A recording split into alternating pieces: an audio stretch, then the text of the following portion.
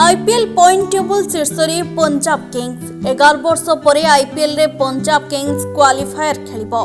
तेबे गतकाली Punjab kings point table शीर्ष को उठिबा सह 1/2 स्थान रहिबा निश्चित करिछि।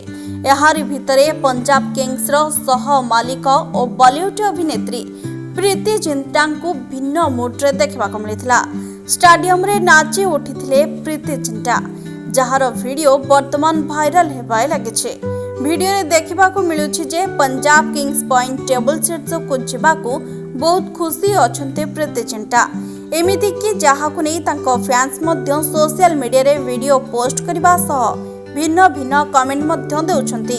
जने फैन लिखिछन्ती प्रीति जिंटा जने एमितिका मालिक आईपीएल ट्रॉफी जितिबा निहाती दरकार।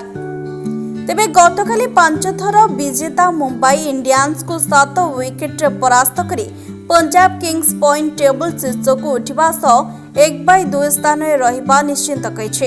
एथिसह गुरुवार क्वालिफायर 1 रे खेलिबा मध्य स्पष्ट होइछे। पराजय सह मुंबई चतुर्थ स्थान रहिबा भी निश्चित होइछे। गतकाली प्रथमे बैटिंग करी मुंबई इंडियंस 184 रन रे सीमित रहि जायतिला। 185 रन रो लक्ष्य को हासिल करिबा पंजाब किंग्स पई आदौ कष्टकर होई नथिला। युव तारका प्रियांश आर्य 35 बॉल रु 62 रन और जोश इंग्लिश 42 बॉल रु 73 रन को अर्ध शतक पाली पंजाब पई यथेष्ट होइतिला। अन्यपटे मंगलवार शेष लीग रे आरसीबी एलएसजी मुहामुही हेबे। आरसीबी विजय हेले पंजाब को क्वालिफायर 1 रे भेटिबो।